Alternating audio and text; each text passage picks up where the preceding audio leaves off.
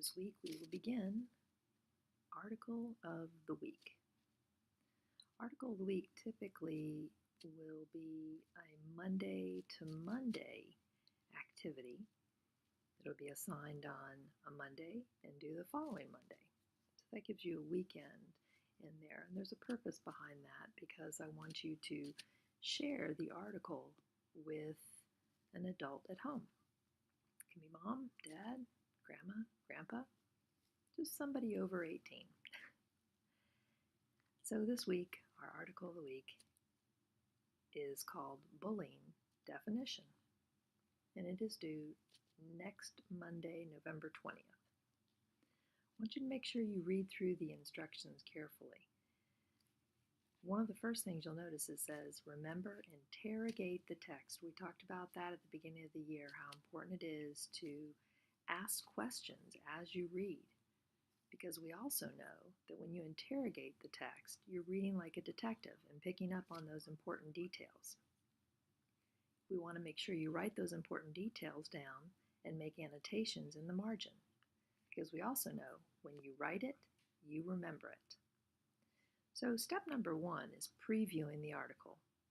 Now previewing the article means you're going to number the paragraphs, you're going to look at the title, you're going to notice the format, the way the article's set up. Are there subheadings?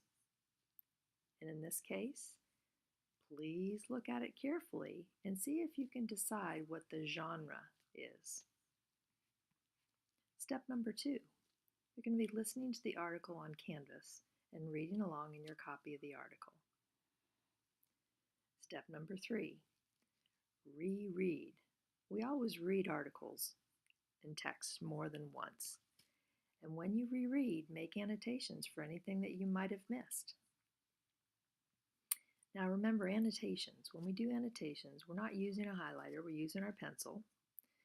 We're going to underline words or phrases. We're going to write a note in the margin explaining why you thought those things were important. Questions that you might have or things that you're wondering about as you read. Or maybe even definitions of important words or words that you're unfamiliar with. Step number 4, answer the questions using evidence from the text to support your answers. Now, take a look at the rubric. The rubric tells us what your grade will consist of when we look at the article of the week. So 45 points goes towards annotations. So we'll be looking at those closely. That is a big part of this assignment, annotations. 50 points are going to be for the answers that you provide for the questions. And then 5 points for grammar. Did you write in complete sentences? Did you capitalize and punctuate properly? All right, so let's take a look at the article of the week, Bullying Definition.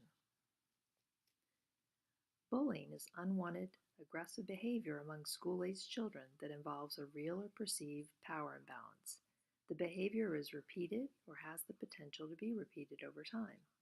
Both kids who are bullied and who bully others may have serious lasting problems. In order to be considered bullying, the behavior must include an imbalance of power.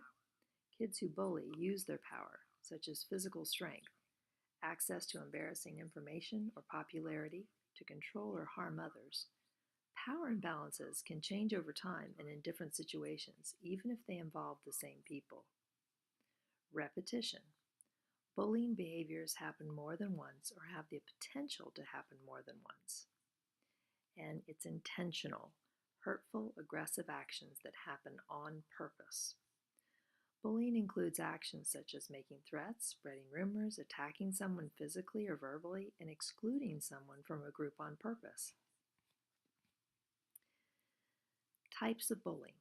There are 3 types of bullying. Verbal bullying is saying or writing mean things. Verbal bullying includes teasing, name-calling, inappropriate sexual comments, taunting, threatening to cause harm.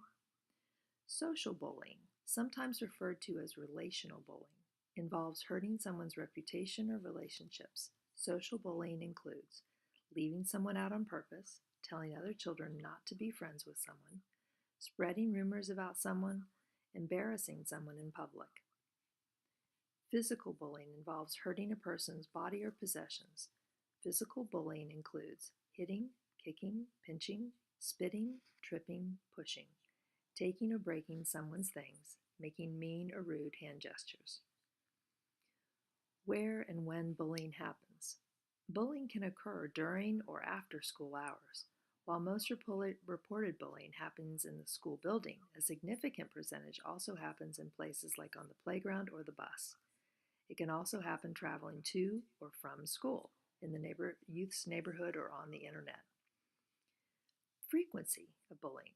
There are two sources of federally collected data on youth bullying.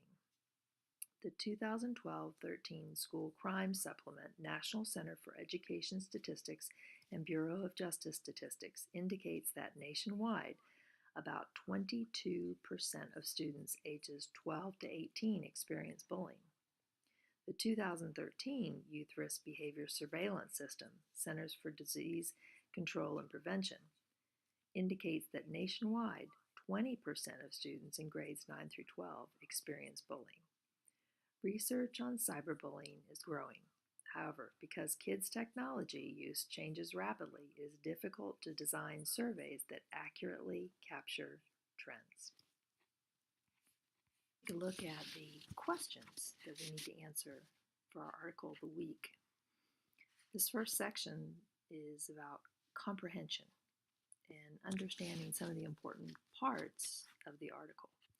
Your answers must be in a complete sentence, folks. Make sure that you have a capital letter at the beginning, punctuation at the end. You also need to make sure you provide the paragraph number where you found the evidence to support your answer.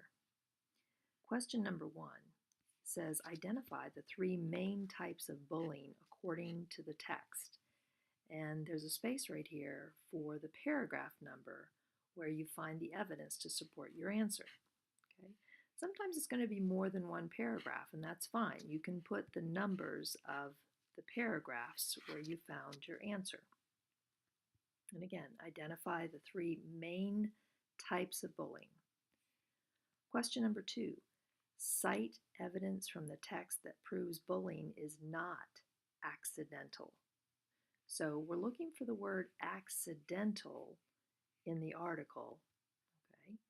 And you're going to find that word and then cite evidence from the text that proves bullying is not accidental, and provide your paragraph number.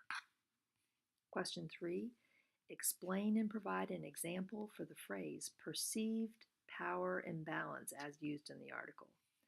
So you're going to go back into the article and find this phrase, perceived power imbalance, and find an example that they use as perceived power imbalance. Remember to include the paragraph where you found that evidence. Question number 4. In your own words, identify the 3 components of bullying, the 3 things that make up whether it's bullying or not. 3 things. And the paragraph number or numbers. Question number 5. Define cyberbullying as used in the text. So you're going to find the word cyberbullying and write down the definition as it's used in the text. So you're not looking it up in a dictionary. You're looking back in the article, finding the word cyberbullying, and then creating the definition based on what you find in the article. And then, of course, include your paragraph number. Let's move down to question number 6. Let's look at these following situations. There's 2 situations here. A student chooses not to loan another student a pencil, and a group encourages other students to completely ignore a new student over time. You need to look at those 2 situations and decide, would they be considered bullying? Yes or no, and why or why not? So you're going to respond in a paragraph, and your response needs to include evidence from the text to support why the situation is or is not bullying, and it must be written in a paragraph with proper capitalization, punctuation, and spelling. All right, now I've already indented, I've already started that for you. And when you begin your paragraph, think about that first sentence and how you're going to introduce your information. Okay? So something along the lines of the following situations include examples and non-examples of bullying. And then go into each one and explain whether it is or is not, and why it is or why it is not bullying. Let's go down to the last question. Question number 7. According to the text, 22% of students in the 12 to 18 age bracket have experienced bullying. Based on that information, how many students in your school would have been bullied? Here at Lakeshore, we have a total of 530 students. Okay? So you need to actually show your math work here. You need to figure out 22% of 530. I need to see that problem worked here, and then the number that you get represents the number of LMS students who may experience bullying, and write that number on the line. Remember, take your time. This is not due until next Monday, November 20th. So that means you have a weekend, and you will need to share the article and read it to someone at home aloud, review the questions with them, and you will need to get a signature of someone that you read it to and that you reviewed your answers with. They need to sign the article of the week. Good luck, and remember, interrogate the text, read like a detective, write like a reporter.